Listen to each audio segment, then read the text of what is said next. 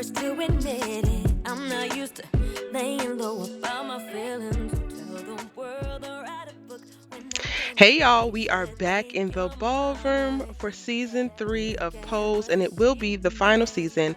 Episode 1, On the Run, puts us right in the place of where all the drama is happening, and we get off to a bang with Blanca fighting with Khan, who has started his own house at one of the balls. We see that now the balls have definitely changed. Child, this season we are slated to see ballroom culture adjust and change even more. Over the last 2 seasons, we have seen it thrive, we've seen it struggle, we've seen it be mediocre, and now I think we're going to see a little bit of all of that in one. We're going to also be seeing the girls go through addiction, test their family and loyalty, and more. Let's get into Pose Episode 1. Child Ballroom is back, but not better than ever. While it definitely visually looks the same, apparently they have cheapened it now by making cash prizes a thing. And the dominant house of the moment is the House of Khan, which is one of Elektra's spawn. Khan has fathered his own house and is now dominating at the balls. Child, a mess. One thing that I love about Pose and I'm going to truly miss is the creativity, the art, the style, the face, the attitude, the personality that we get to see in all of the ball scenes. Like the ballroom scenes just give me life, and it just really makes me wish that I was a part of it during the time in which the emergence of it and, pinnacle or peak of its popularity, child. It just seems like a very, very fun environment outside of what Khan has started to do with it, making it a very violent, disrespectful, and not necessarily a celebratory of your own identity and standing in your own truth and power situation, but more so an opportunity to flaunt your ego, child. But, we're going to get into that a little bit more later. Lil Papi seems to be doing well. Last season, actually in the season finale of season 2, we got to see Lil Papi pitch Miss Ford on starting an agency within this agency called Fidelity, hoping to get her tutelage and mentorship to get it off the ground and maybe use it as a subsidiary of the Ford agency. After Angel was clocked and dismissed from all of her modeling campaigns, Lil Papi thought, hey, I take care of you. I can be a good manager. I could definitely create something where we represent women like yourself who are powerful, beautiful, amazing, talented, but the mainstream doesn't quite get it yet, and I can advocate for you. So he literally, when we start this episode off, we see him in his office. He seems to be thriving. Miss Ford gave him a few months to show something, and apparently he is showing and proving, child, because he got a corner office. He has a little receptionist situation that Angel walks in on, and child, we literally get to see where Angel's arc is going to be this season. Sis is still not working, so she's struggling with a little bit of depression and feeling insecure and kind of stagnant when she walks into Papi's office. And thank God for little Papi, because he is going to forever ride for Angel no matter how bad she feels, no matter how much confidence she loses or all of that. So while she's kicking up all this jealous, insecure energy, he's like, look, I'm here for you. I love you. That's it. That's all. And that's on period. And I love to see it. I feel like Pray Tell is going to have the strongest arc of this season because we get thrown in right away to where he is mentally. He is struggling, he is drinking obsessively, and really honestly just struggling with all of the deaths. Right now we are in a time period where AIDS has hit a peak in reference to people losing their lives because of the disease, and it's seeming like they're going to funerals every week, if not multiple times a week, and that is really starting to weigh heavily on Pray Tell. It also doesn't help that he's working at a department store right now, not really feeling fulfilled or having any purpose in life, feeling uninspired by the balls because they have become so commercial, gimmicky, and basically whack.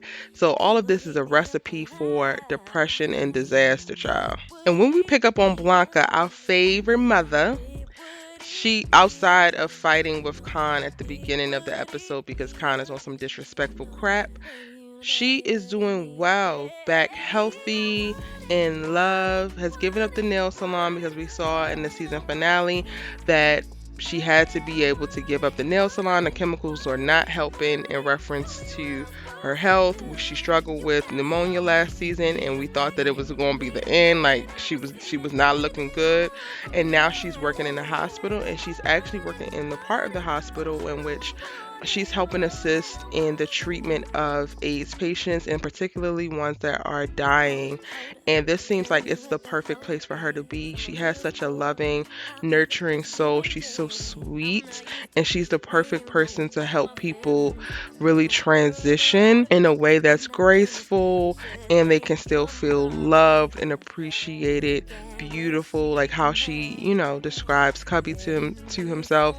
And in this moment, we see Cubby is in who was of the House of Elektra before, is in the hospital. He's dying and is blind in a moment. And I love the scene because I just think that Blanca did such an amazing job of just making him feel seen and loved. Child, we also start off in the time frame that we're in, the OJ Simpson chase. I'm gonna say that the OJ Simpson chase takes place in this episode, and it becomes a tentpole through the first and second episode. So we're definitely going to see that that piece of Black American history take place. We get social commentary from the girls, from the crew in this episode, as well as in episode 2, where they're actually making commentary on whether they think that he's guilty or innocent. And in particular, what's important about this is how they make commentary around how Black people are seen in America, and about OJ and his Blackness versus his whiteness by proxy and privilege, which I thought was just beautiful seasoning to add on to our already super layered and nuanced story. Blanca's OJ Simpson chase watch party becomes the subsequent large part of this episode, where we really get caught up on everyone else. We get to see Elektra, we get to see well, we already saw Pray Tell Child, who is drinking and struggling in his relationship with Ricky. Ricky is getting to his wits end and managing his alcoholism and how mean and rude and surly he is. We get to see Damon again, who is back living with Blanca. And it's so cool. I love that they did this in episode 1, because we get to see them all in this one space and all interacting together again. Over the course of the last 2 seasons, we have definitely seen moments that really push their love, loyalty, and family. And in this scene, we are able to see that they are still very much so family, and while they are living their own lives, they're out in the world, they're living apart, they're functioning independently, struggling with what they're struggling with. At the end of the day, they know they all still have each other. They come back together for this watch party, and then ultimately for their little family dinner. And it really just sets us up, because in episode 2, which they premiered both episode 1 and 2 on the same night, in episode 2 we definitely get to see the fall or the beginning of arcs for specific people that pull them away from family and alienate them a little bit. So I think it was wonderful that they actually set this up in the first episode. Child, I want to love Lulu, but the fact that she out here smoking crack lace weed blunts and passing it over to Angel as if Angel does not have a problem and she has to maintain her sobriety and all of that good stuff it's too much for me. I don't really understand in reference to Lulu. Like, I know that she's not living with Elektra. It's not really clear of who she's living with right now, but we know that she hasn't been walking the balls, and she does say that she's back on the pole, so she is stripping again. But I really don't understand why she's struggling the way that she is, because it's just not really clear of what her life circumstances are. So the fact that she is smoking crack basically and devolves into this crackhead storyline, but we don't really understand what are her personal struggles, what are her mental struggles, or any of that stuff, is just beyond me. I'm really enjoying seeing Elektra in the space that she's in, because we definitely saw the last 2 seasons her struggle with her place, maintaining her house, the accidental death that happened and the guilt that came from that. I love that story arc around the accidental death and not wanting to come to justice because she's a transgender woman, and what does that potentially look like. I think that they just did an amazing job with her last season, but in this season we get the start off of seeing her back in a motherly role, but not a motherly role of leading the house. She is definitely the wisdom. She is the guiding light. She is the strong get your together voice, and this group definitely needs it, especially given the fact that we are going to struggle with drug addiction, alcoholism, low self-esteem, imposter syndrome, and more. Like, Elektra is like so needed, child. And I'm gonna fangirl for a second because Jeremy Pope. Oh, they didn't add Jeremy Pope to the cast as Blanca's love interest, and I am here for it. The way that he looks at her, the way that he plays this doctor that is in love with Blanca Rodriguez is just, oh, chef's kiss. If Blanca deserved anything, it is to be loved in the way that she has given love. And I am just so excited to see this relationship evolve and grow and blossom. It just seems like it is a match made in heaven. And again, like I said, she deserves. Before the episode ends, we get to see Khan again, finally making it to the hospital to see his brother, but too late because Cubby has passed away. And I did not mention this before, but to really touch on how reckless Khan and his house has become, they actually fight, like walk into the diner where the council meets, and they want their money, their prize money from the last ball, and because they don't have all of it, they lose their and decide to beat up the council and start a freaking food fight and tear the diner to shreds like some barbarians, and I just absolutely cannot. But towards the end of the episode, he actually comes to the hospital finally after Blanca had been begging him to come and see Cubby. He finally arrives at the hospital, but it's too late because Cubby has passed away, and then all hell breaks loose again, prompting them to challenge Khan and his house to battle the House of Evangelist in the name of Cubby, so that they wouldn't come to blows, they wouldn't be throwing hands, but they would fight in a way that Cubby would respect and want, and be able to set him straight and set his whole house straight, which I thought was great because that introduces the House of Evangelista back onto the ballroom scene. It is wonderful to see Elektra and Angel and Damon and all of them walk again and just be in their element. Oh my gosh, it's wonderful to see.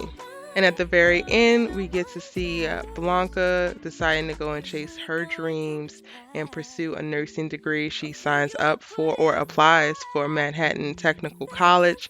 So we're definitely going to see over the course of this final season her stepping into her own, her power, and her intellect. One of the things that Blanca struggled with is that she's dyslexic. And as she was growing up, she was always told that she was dumb and stupid and not worth it. And I definitely think that this season we're going to see a phoenix rising from the ashes and get to see her in a way that, one, she has never seen herself, but the most beautiful, amazing light ever. Like, you thought that she shined before, that was nothing, and I cannot wait to see it. All right, y'all, that was my episode 1 of season 3 of Pose on the Run breakdown. It's your girl Erica Vane coming to you, of course, breaking down your favorite television shows every day. We got new videos posted multiple times a day. I will be posting new Pose breakdowns every Monday after the episode premieres. Pose premieres each week, new episodes on Sunday night at 10 p.m. Eastern Standard Time on FX. Get into it. I will have more information linked in the description box down below. If you're new here, go ahead and subscribe because, like I said, I'm keeping up with all of the best in television, film, and entertainment news, and you don't want to miss a thing. You want to join the tribe. We have the best community on the internet. You also made it to the end of the video, so go on ahead and like the video. Share it if you're feeling froggy and you really want to support your good sis Erica Vane. Drop the link into your Twitter or screenshot and share it on your Instagram story. Just be sure to tag me if you do at ericavane.com. I love you so much for watching. I'll see you in my next video. Bye.